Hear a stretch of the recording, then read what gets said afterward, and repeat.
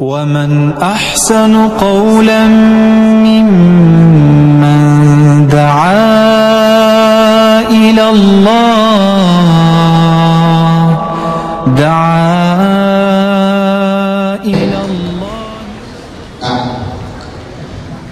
Setelah kalian melihat bagaimana kemampuan Kabir dan Ahmad, mungkin kalian bertanya-tanya, bagaimana caranya? Bagaimana caranya dia bisa menghafal dalam waktu 6,5 bulan? Ya, ada yang nanya juga? Pengen tahu gak? Kalau pengen, benar lagi. Pertama, itu disebabkan oleh karunia Allah. Itu nomor satu. Karena kalian harus sadar, kalian harus yakin, sehebat apapun kalian, kalau Allah tidak berkehendak, maka tidak akan bisa. Mudah bagi Allah untuk menghilangkan hafalan, membuat susah. Jadi yakin bahwa itu adalah karunia Allah. Nomor dua, itu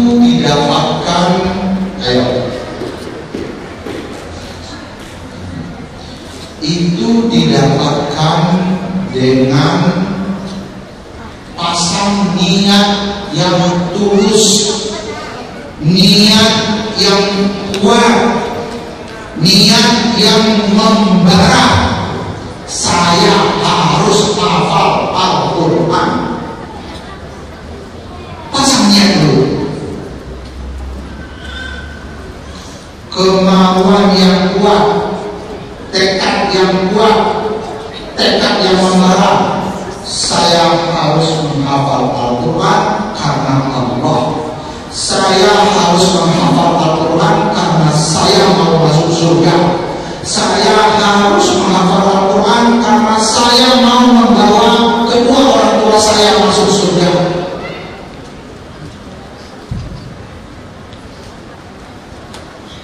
Bukan niatnya yang lain.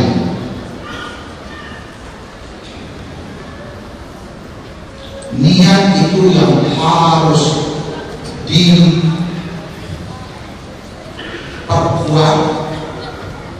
bahwa saya harus.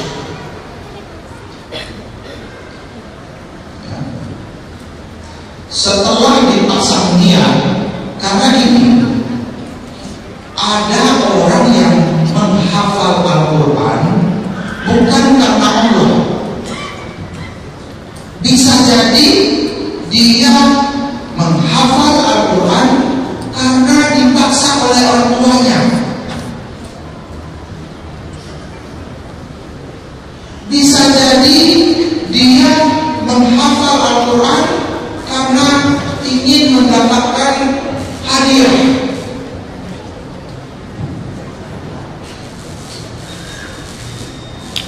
Kalian hadiah boleh.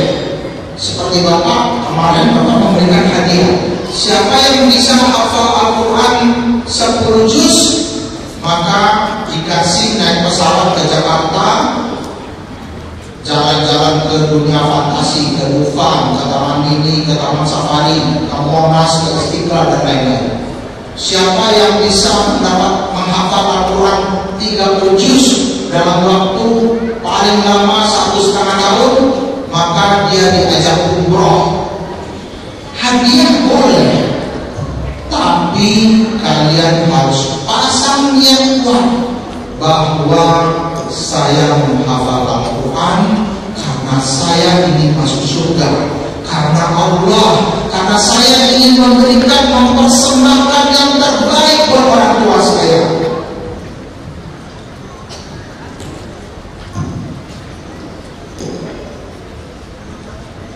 Paham? Yang ketiga. Nah, ini yang ketiga. Yang ketiga adalah bersungguh-sungguh. Bersungguh-sungguh. Mempunyai semangat dan dipraktekkan. Nggak bilang puasa cuma mau semangat tapi malas.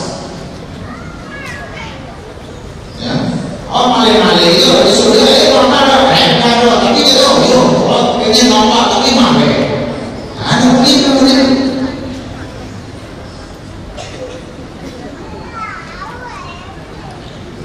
Saya mau tanya yang kelas 6 ada yang kelas 6 sekarang di sini? Ya, kelas 6 ya. Saya bapak mau tanya, namanya siapa? Aldi jago pagi jam berani. Onde mandes kakak tujuan. Asma itu dia masih dulu. Hah? Pak? Aco tuh. Oh, lo akan menjadi ahlul Quran tuh kalau semuanya subuh itu dan setengah tujuan itu bisa tujuh kalau semuanya tujuan. Awalnya bang anakku, mir kamu tuh setiap hari bangun jam berapa mir? Jam 3 pagi.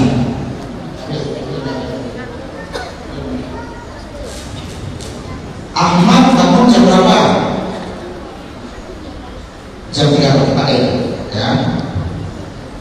Mereka bangun jam 3 pagi.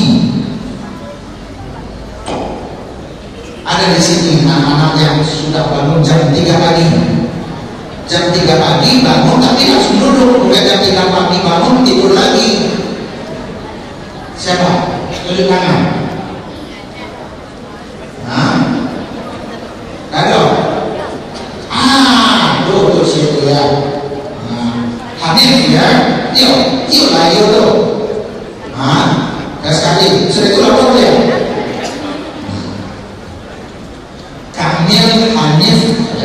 Kamil, Ahmad dan seluruh santri kami dan umumnya di pondok pesantren begitu bangun jam 3 pagi. Setelah bangun jam 3, Ahmad ngapain? Langsung mandi nyum. Nah itu cerita dingin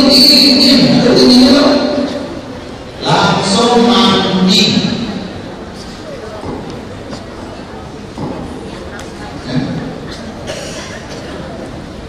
Habis mandi ngapain? Habis sholat mandi, dia langsung sembahyang tahajud.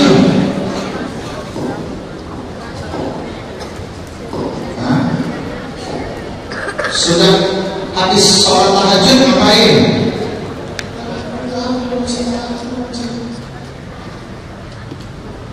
Ngomong jelas. Tahajud zikir dulu, zikir terus berdoa.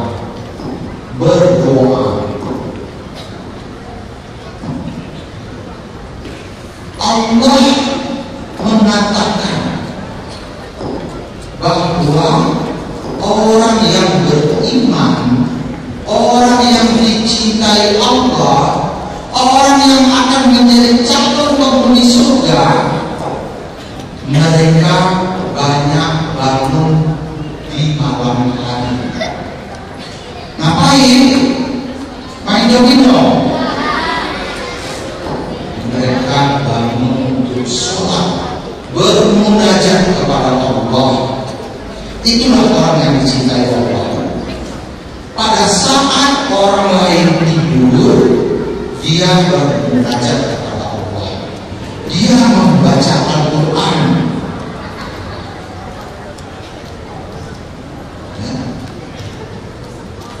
Kemudian tadi anak-anak mengatakan dia berdoa. Waktu sebelum subuh. Nah, dengarkan baik-baik anak-anak.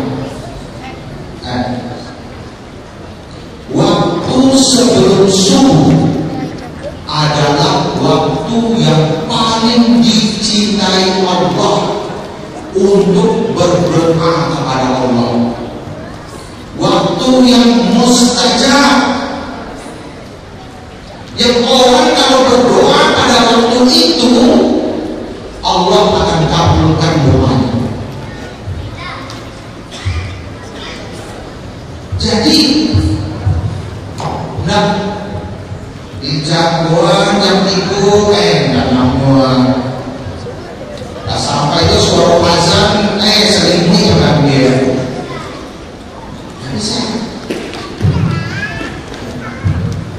Nah, setelah berdoa, kami ngapain tadi? Murojaah, mengulang-ulang hafalannya.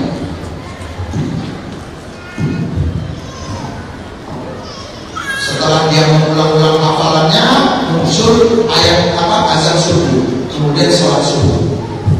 Setelah sholat subuh ngapain? Nah, setelah sholat subuh itu subuh. Zikir pagi, setelah itu murojaah. Zikir pagi itu bukan kemudian baca ayat kursi, baca qul huwallahu ahad 3 kali, baca qul a'udzu birabbil falaq 3 kali, baca qul a'udzu birabbin nas 3 kali, kemudian baca asbahna wa subhanahu lillah walhamdulillah la ilaha illallah wahdahu la syarikalah lahul mulku wa lahul hamdu wa huwa ala kulli syai'in qadir. Rabbi as'aluka khairan ma fi hadzal yaum. Ya Allah, berikan kebaikan padaku pada hari ini. Wa khairan ma ba'dahu, dan kebaikan setelahnya. Wa a'udzubika min syarri ma fi hadzal yaum wa syarri ma ba'dahu, dan seterusnya. Atau dikenal dengan Al-Surat. Baca Sayyidul Istighfar. Allahumma anta rabbi la ilaha illa anta. Baca Sayyidul Istighfar. Allahumma anta rabbi. Allahumma anta rabbi la ilaha illa anta khalaqtani wa ana 'abduka wa ana 'ala ahdika wa wa'dika mastata'tu. A'udzu bika min syarri ma sana'tu. Abu'u laka bi ni'matika 'alayya wa abu'u bi dhanbi faghfir li fa innahu la yaghfiru dzunuba illa anta. Jadi doa istighfar yang paling bagus bergetar arsy Allah adalah ini. Sayyidul Istighfar. Allahumma anta rabbi la ilaha illa anta khalaqtani wa ana 'abduka wa ana 'ala ahdika wa wa'dika mastata'tu, dan seterusnya. Banyak rangkaian zikir kita memuji dan memohon kepada Allah. Kemudian panjang masih banyak, kemudian membaca la ilaha illallah wahdahu la syarikalah lahul mulku wa lahul hamdu wa huwa ala kulli syai'in qadir 100 kali, minimal 10 kali. Subhanallah wa bihamdi. Kemudian astagfirullah wa atubu ilaih, masing-masing 100 kali. Zikirnya aja anak-anak ini setengah jam itu baru zikir. Bagaimana kita? Apa? Semuanya apa?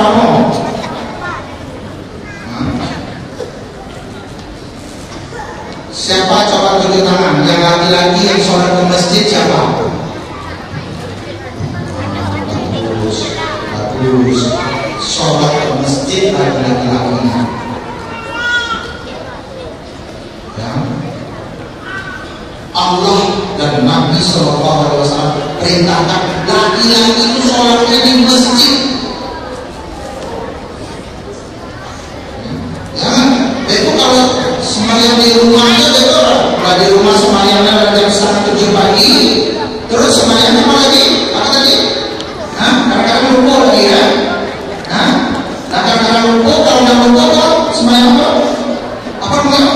Oh, bebek makan ya. Ayam makan ya, ayam makan ya. Wah, bagaimana Al-Quran bisa kita hafal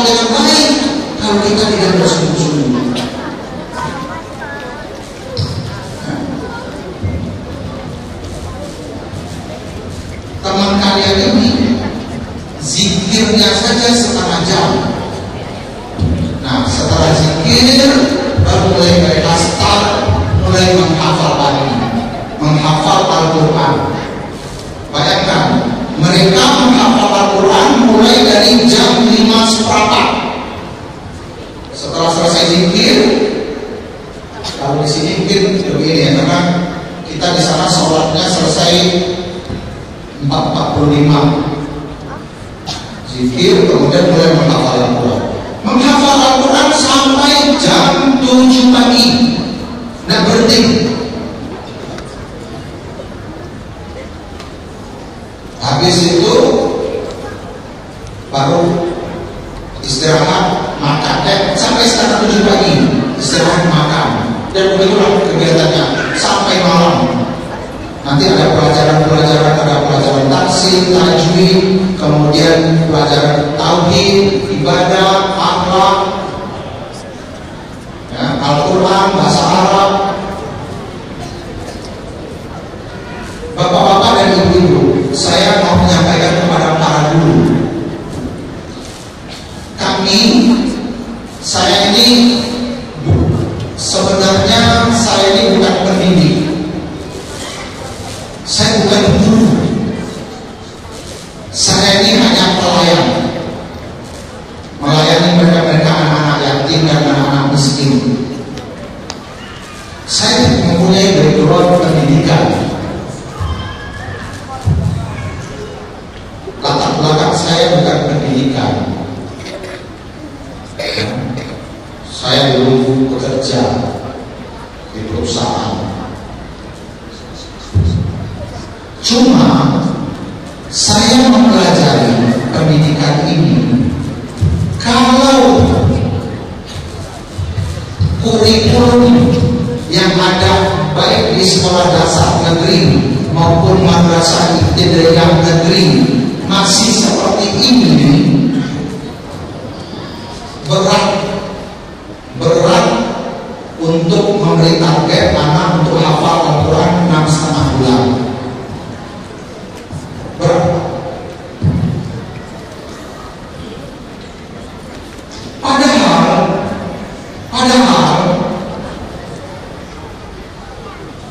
Al-Quran, tauhid, ibadah yang benar dan akhlak ini adalah pelajaran yang vital harus dimiliki oleh seorang yang mengaku seorang muslim. Bagaimana kita mengatakan nanti kepada Allah kalau kita lebih paham ilmu duniawi kita dibandingkan dengan kewajiban kita kepada Allah?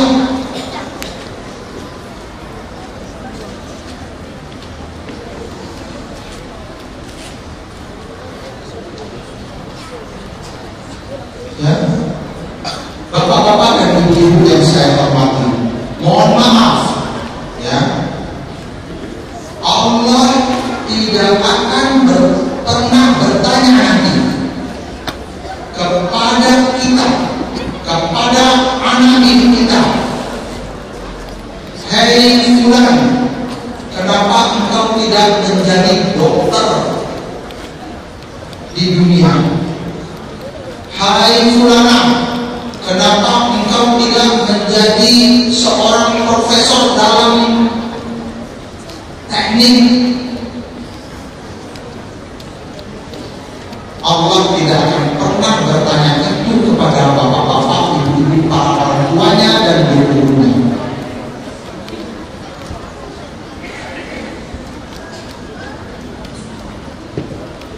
Yang Allah akan tanya dan justru akan bisa menyeret kita pada saat kita nanti umpamanya langkah sudah mau masuk ke dalam surga, langkah ini bisa ditarik ke belakang. Hei fulan, hai fulana, anakmu kenapa tidak engkau didik agama secara baik dan benar?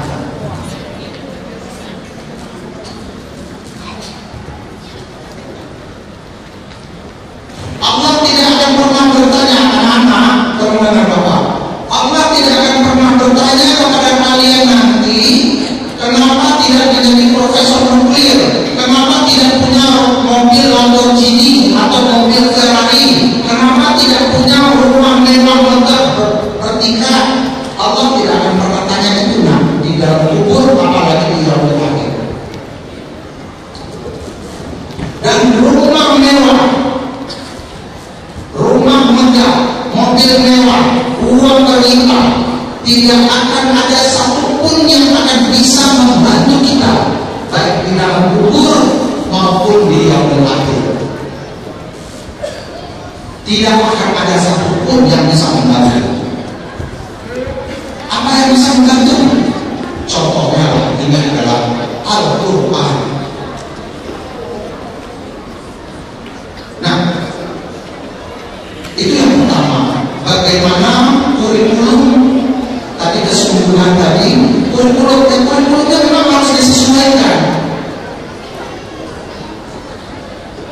Bukan kurikulumnya padat dengan pelajaran macam-macam, kemudian kan di situ sampai di rumah anak-anak lah nonton TV lo, lah main game lo. Ambil lo juga belajar Al-Quran lain.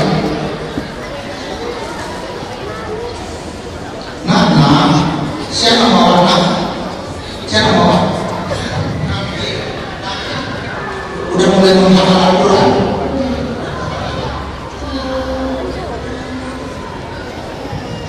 Satu hari berapa lama belajar Al-Quran? Nah, berapa lama waktunya?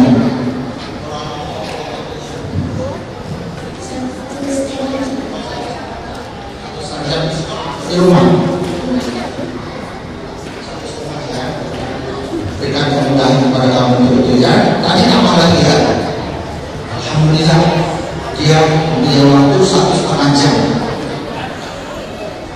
Anak ini 1 hari dalam menghafal Al-Quran 10 jam. Kenapa bisa? Karena kami membuat kurikulum sendiri. Kelas 1, kelas 2, kelas 3 tahun ini anak itu harus hafal 30 juz, harus mengerti tauhid yang benar, harus mengerti ibadah yang benar, harus mengerti akhlak yang mulia, dan harus hafal Al-Quran, harus fasih berbahasa Arab.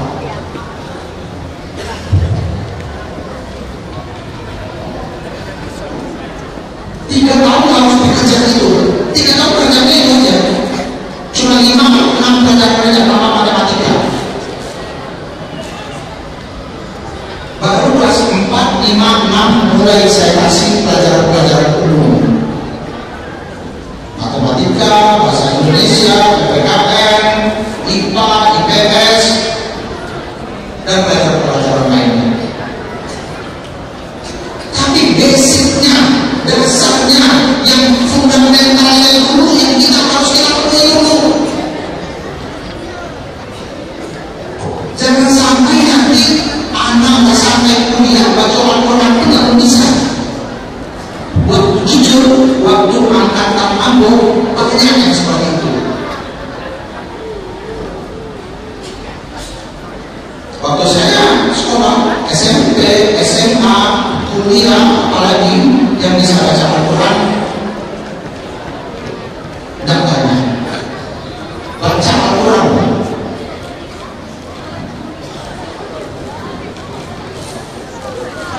Nah, jadi kembali lagi dibutuhkan ketulusannya, kesungguhan, ya. Kemudian kalau di sekolah butuh model kurikulum yang bisa mendukung untuk anak ini memang untuk hafal Al-Quran. Tapi kalau anak ini tidak bisa, itu kan kurikulum dari pemerintah, ya sudah. Tapi kita bikin ekstrakurikuler, ekskul yang pelajaran yang untuk Al-Quran ini yang paling penting.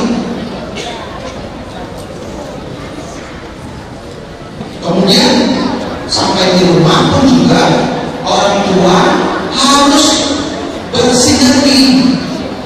Jangan sampai tiba-tiba di rumah anak nonton TV zone, lagi di rumah antara itu yang main game aja. Karena kadang yang lain aja ikut media sosial yang lainnya. Anak ini di rumah, di pondok tidak ada nonton televisi, tidak main game. Tapi coba Kamil jawab. Kamil dalam waktu 1 tahun sudah berapa kali naik pesawat?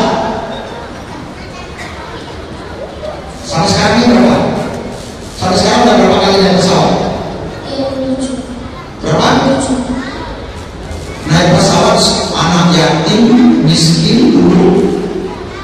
Sekarang sudah naik pesawat 37 kali.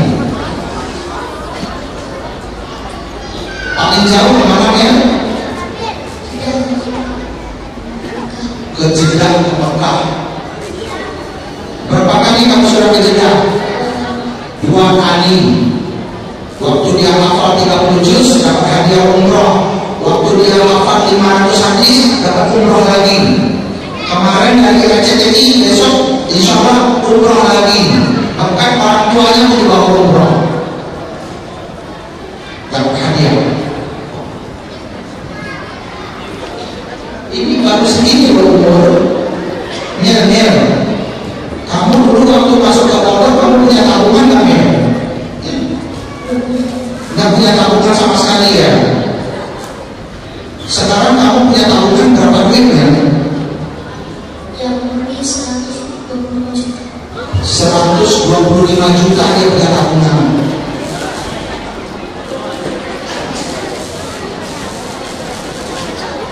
Jadi itulah kemuliaan Al-Quran.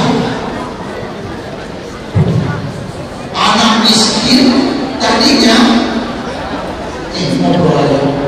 tadinya dia masuk ke pondok kami beratnya hanya 14 kilo. Dalam waktu 1 tahun jadi berapa nih? 37 kilo. Naik 23 kilo dalam waktu 1 tahun lebih sedikit.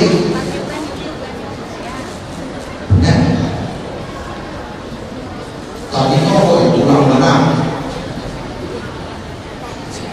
Belum pernah naik pesawat ya karena orang miskin. Karena dia Al-Quran, bukan karena apa.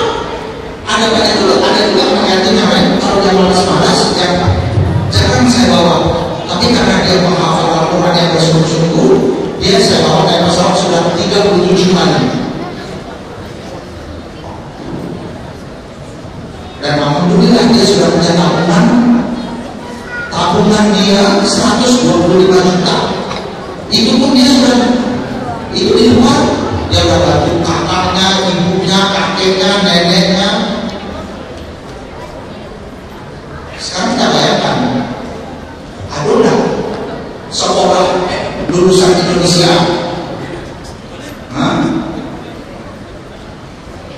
jangan apa baru kelas 3 SD kok, tamat SD, nggak bisa nyok, pakai umroh 2 kali, karena prestasi nyok, baru tamat SD. Atau seperti mungkin di media sosial ya kita lihat, kita kadang-kadang harus cerdas berpikir. Ada orang, Pak, kalau orang itu lagi itu sekolah itu SD 6 tahun, tamat SMP 3 tahun, 9 tahun itu udah sekolah Pak. Habis itu kita jadi kerajo, kiro-kiro mendaftar di kantor beda gitu, nggak ada beda, jadi tukang sapu ini kan tidak ada beda, bagaimana? Office boy di kantor itu minimal itu tamatan SMA, itu perlu pelajaran cuci, nyapu, ngepel di kantor, fotokopi. Gajinya paling UMR, dan itu dia UMR loh. Kata teman SMP di mana? Nggak ada di kantor yang bisa diterima. Paling main sawah, kadang menggali, ya. Artinya apa ya? Menggali, bagus kalau dia bagus. Tapi maksudnya lapangan kerja. Sekarang saya tanya, dia udah kita sekolahkan 9 tahun. 9 tahun loh, dia udah sekolah, kerja, kita suruh kantor, nolak kantor. Kalaupun diterima, paling gajinya UMR.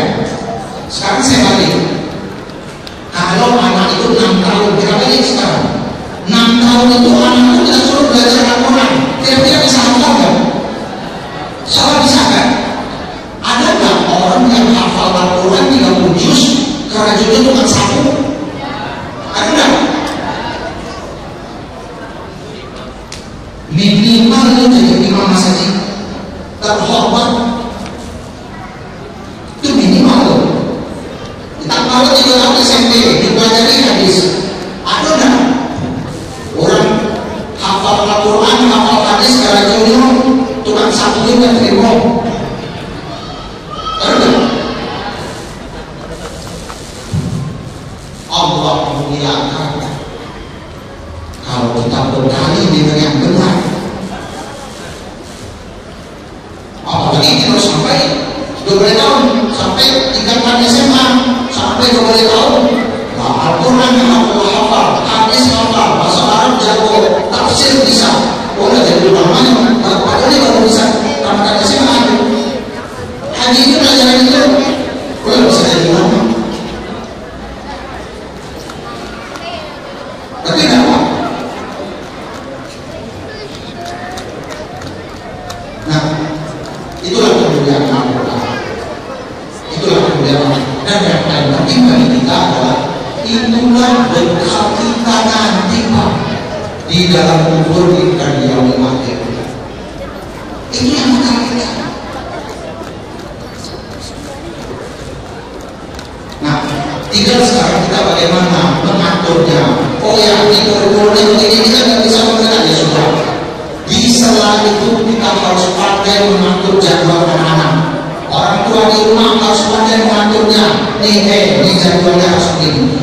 Jadwal yang tidur itu bukan sakit emang. Umumnya di pesantren manapun, lalu itu paling banyak 6 jam, paling banyak. Lalu jam 9 jatuh jam 10. Lebih dari 6 jam itu ada bukan anak pesantren apa itu. Apalagi kalau jatuhnya jam 6 pagi, waduh. Nah, itulah beberapa kiat-kiat. Yang penting adalah jangan berikutnya setelah kita mengatur jadwal, kesungguhan dari guru. Kalau tadi kesungguhan dari anak, yang berikutnya adalah kesungguhan dari gurunya dan para orang tuanya. Bahwa memang guru dan orang tuanya itu juga penting sekali. Dan di sana anaknya itu anaknya kita sudah menghafal Al-Quran, kita sudah. Tapi apa yang kasih main game, main media sosial atau nonton TV tapi ini kawarin anakku. Harus bersama-sama. Minimal atau kalau dan bisa makan ya, dan bisa makan orang lain. Minimal gak jual orang dulu. Kawarin anak, apa? Habis itu yuk setor apa tuh di rumah yuk setor apa? Jadi anak pun diperhatikan. Bukan saya saja, orang tua saya juga mau. Itu kata orang. Kalau sudah pakai makan orang, apa sih apa main media sosial dulu? WhatsApp dulu banyak kok yang bocor ya. Aku ada Facebook saja. Hati betul begitu. Jadi orang kesungguhan, ketulusan dari orang tua dan guru juga sangat menentukan sekali. Nah jadi karena ini sekarang ini banyak anak-anak, Bapak kasih tahu kepada kalian bahwa kalau kalian bersungguh-sungguh, insya Allah bisa. Kalian bisa nanti sama orang tua atau guru di sekolah browsing.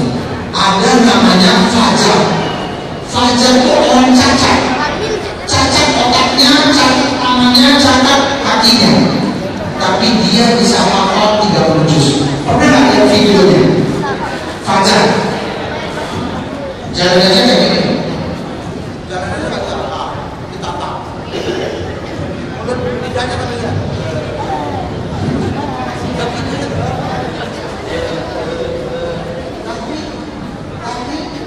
dia bisa hafal 30 juz.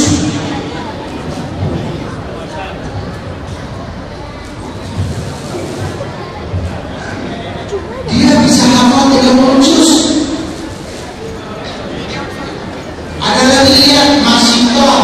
Ada lagi yang ayu, orang-orang yang buta.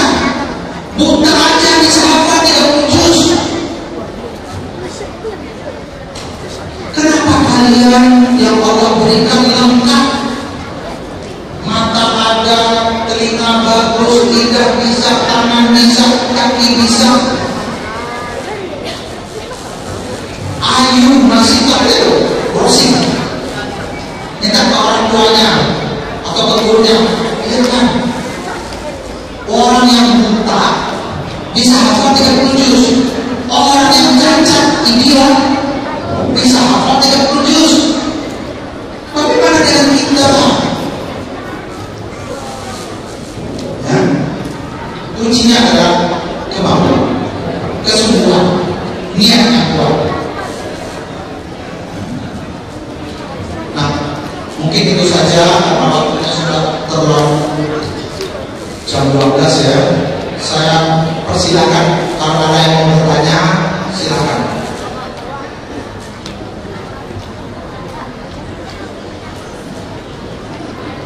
Gimana Bu?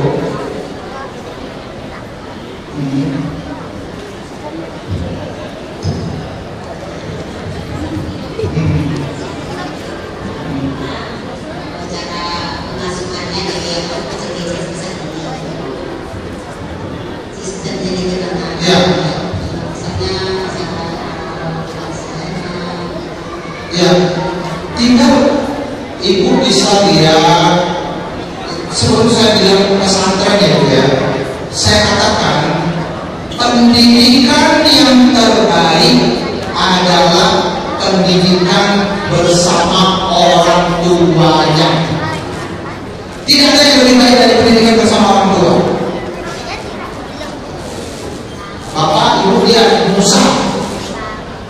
Musa sekarang umurnya baru 9 tahun, tapi Al-Quran sudah hafal, kitab Bulughul Maram sudah hafal, Umdatul Ahkam sudah hafal, bahasa Arab sudah bisa. Belajar di rumah loh. Belajar di rumah loh. Pendidikan yang terbaik adalah di rumah.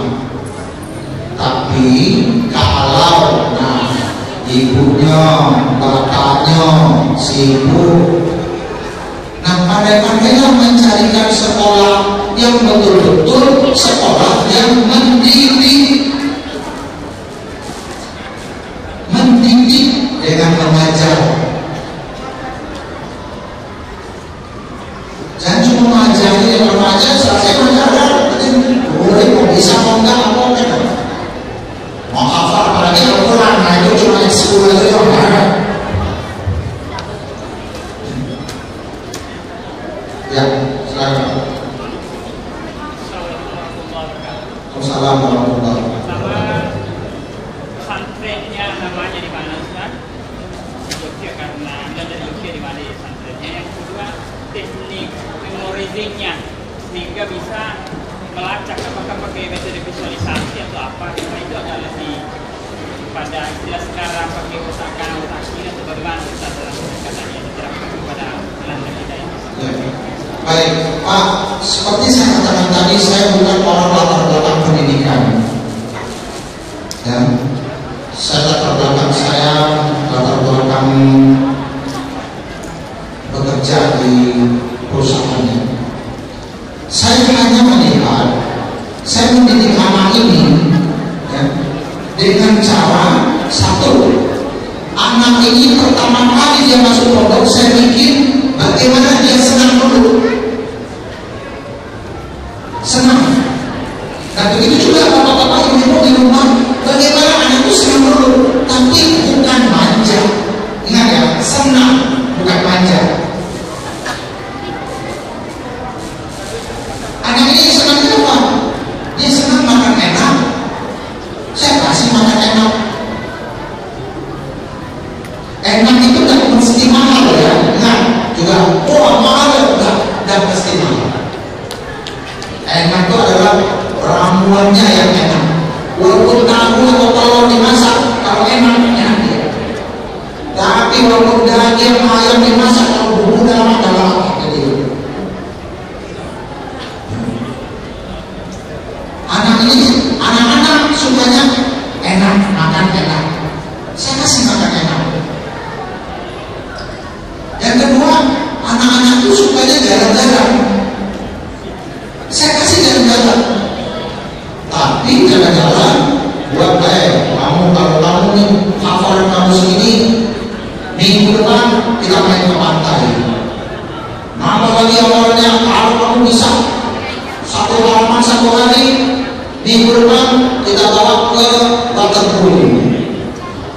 Kalau bisa kita bawa ke Bonbin, kalau bisa kita bawa ke mana.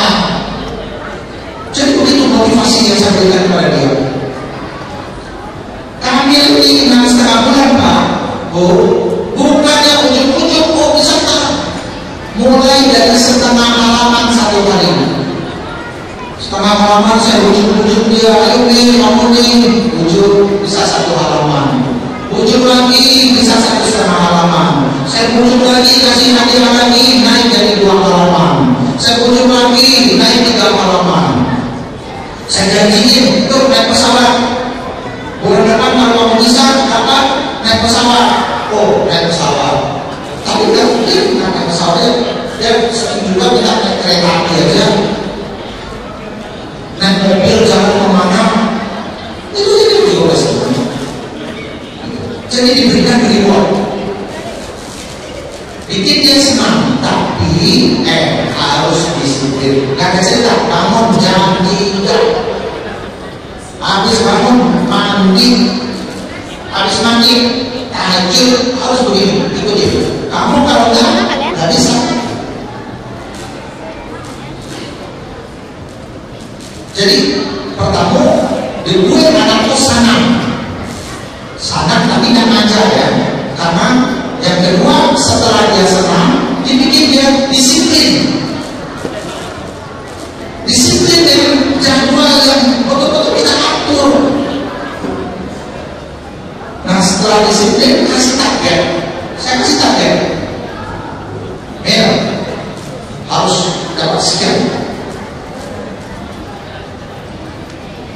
Nah begitulah cara saya mengelola, walaupun ya mungkin orang-orang praktisi pendidikan mengatakan itu pendidikan uji coba, tapi ya begitulah dengan segala sangat kekurangan keterbatasan saya.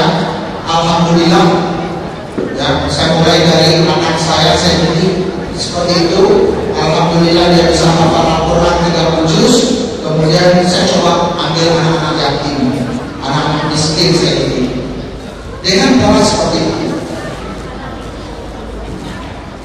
Bikin dia senang, terapkan disiplin, kasih target, kasih hadiah,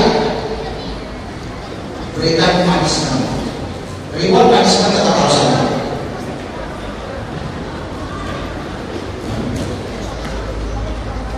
Kira-kira begitulah konsep sederhana saya sebagai orang malam bagaimana memilih tampil dan manfaat ini. Silakan pertanyaan lain.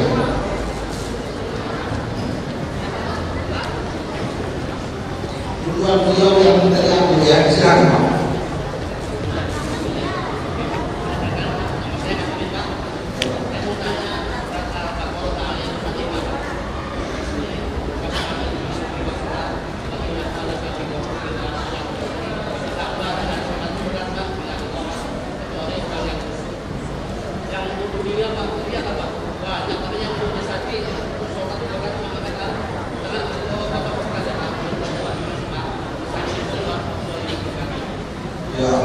Waalaikumsalam warahmatullahi wabarakatuh. Ya memang apa yang dikatakan Bapak itu memang sholat itu memang berat. Sholat itu memang bareka. Apalagi sholat malam yang wajib itu memang bareka. Apalagi yang sunnah. Tapi kalau kita berhasil dengan keimanan kita yang baik, semangat kita yang baik, kesadaran kita yang baik, malah rindu Pak.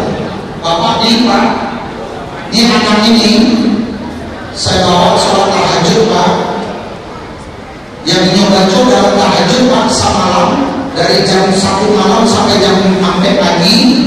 Ini nyoba Al-Quran itu 3 juz Pak dalam sholat, 60 halaman. Saya yang pernah tahajudnya 3 juz. Aku anak kecil kok aku sulit gitu dong. Tapi kalau jangan ambil gini kok. Kalau jangan ambil karena itu cuma bonus itu sudah. Tapi kalau kamu gini kok. Ya, kalau gitu memang sholat ini memang makanya kita selalu harus untuk bagaimana kita. Karena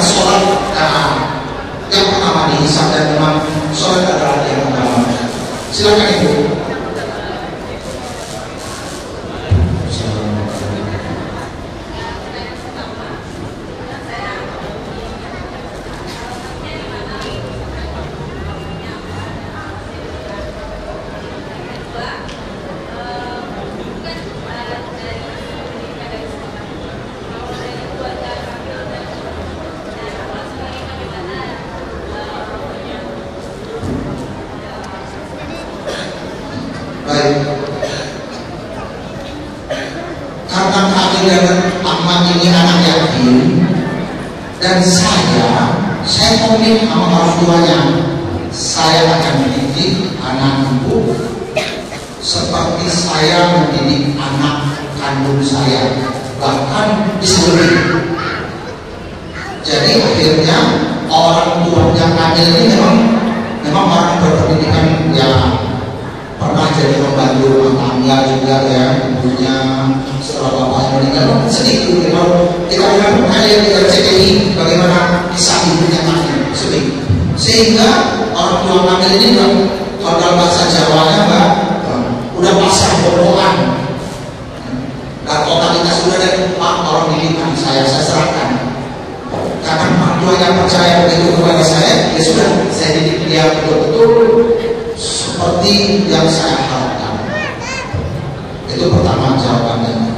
Jadi orang tuanya mendukung sebenarnya. Udah, apalagi dia lihat anak ini, ya dia tidak punya apa, udah meninggal bapaknya, tapi dia merasakan kami lah bapaknya. Yang kedua, kalau pondok kami itu pondok kecil-kecil, pondok baru mulai berajam, mulai berangkat. Resminya kami baru tahun ini. Kok kami ada nama kok anak uji coba kok. Ada anak uji coba kata anak Malaysia. Jadi pondok ketek dong. Aku cuma memang kami mencoba mendidik dengan hati. Mendidik kami dengan hati. Kami layani dia dengan sungguh-sungguh. Dan nanti mungkin bagaimana dengan hati itu nanti panjang ceritanya. Tapi mendidik dengan hati. Pondok kami beralamat di Manguharjo. Kalau untuk pondok mahasiswanya di Bogor. Kalau di UGM, di dekat UGM saya buat pondok mahasiswa. Jadi anak ini saya dari pondok kami memberi, pondok kami hanya menerima anak-anak yatim dan anak-anak miskin. Kami beri beasiswa, kami sekolahkan selama 17 tahun, mulai dari kelas 1 SD sampai tamat kuliah. 17 tahun targetnya Al-Quran, hadis, bahasa Arab, bahasa Inggris, bahasa Cina, iptek dan sebagainya. Tapi memang kami prioritas adalah anak-anak yatim dan anak-anak miskin. Itu prioritas kami dalam membangun pondok. Ya. Saya pikir cukup. Ada lagi yang pertanyaan lain? Atau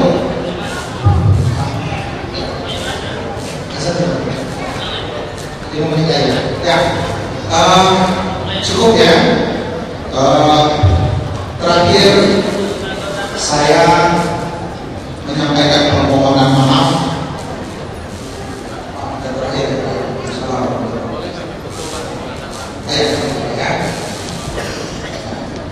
Terakhir saya menyampaikan permohonan maaf.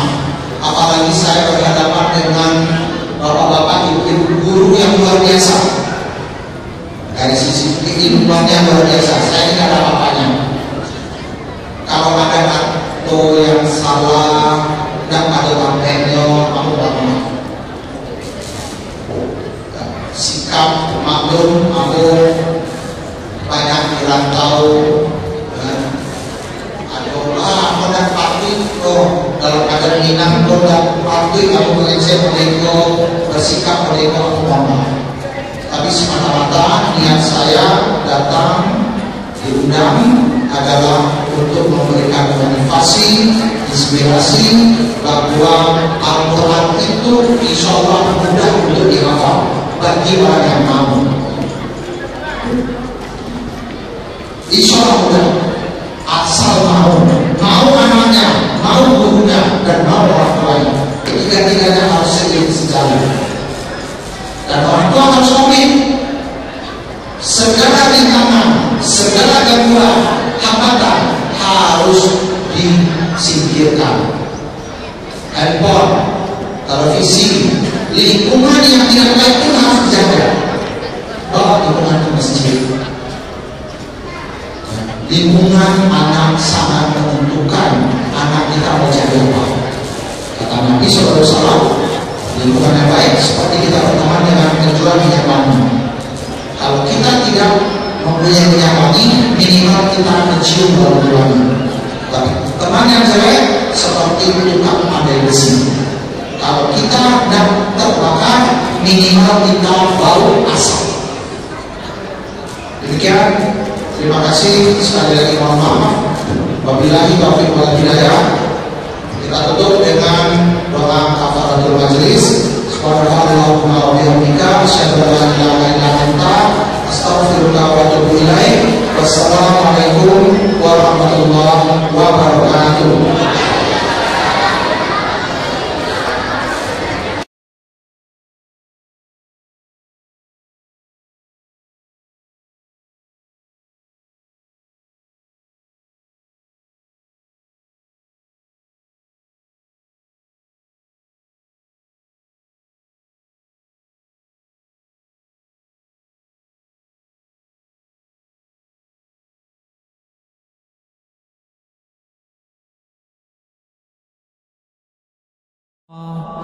دعا